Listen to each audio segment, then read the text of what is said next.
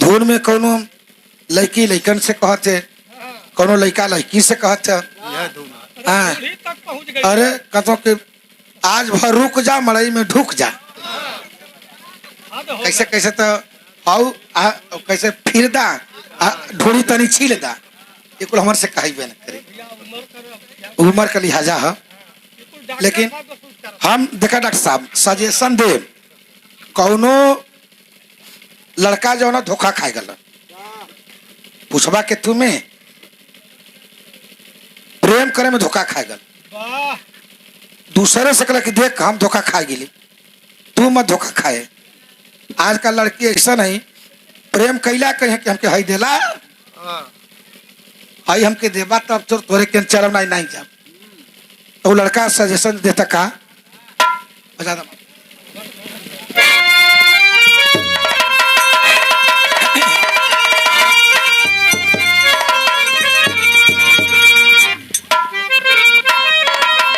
वह कहता लड़का अरे बनवा कर धनिया, बनवा कर धनिया, धनिया दगा मोप दे गई।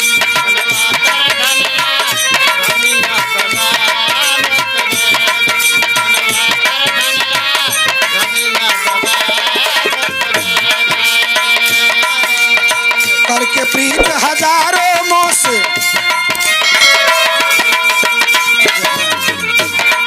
अरे करके प्रीत हजारों मोह से अपने आगे ले गई रे।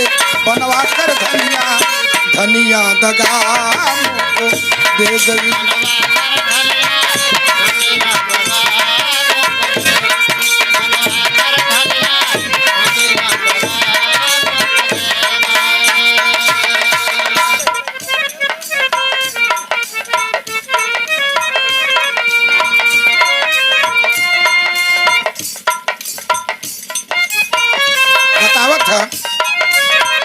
नाक नथुनिया कानन बाल,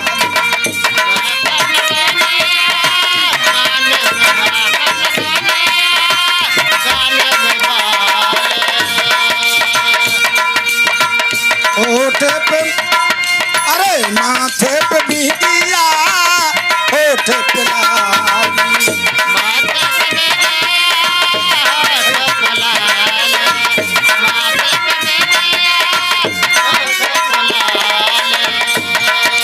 मना मना के रुपया पैसा,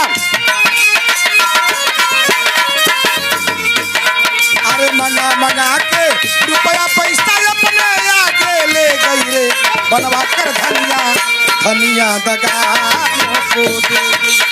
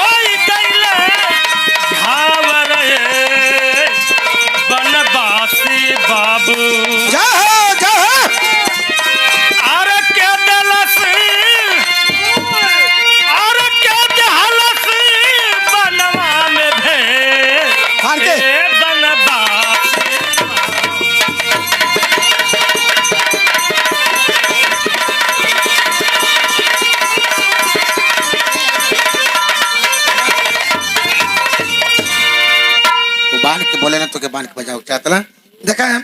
एक सुंदर पुष्पहार हमारे भगत जी समझी साहब की ओर से सुंदर पुष्पहार और 101 रुपया का पुरस्कार प्रदान किए। बार बार प्रणाम। जनता जनार्दन के जय हिंद हो। एक ही आप लोग छोट सा लोकगीत सुनला।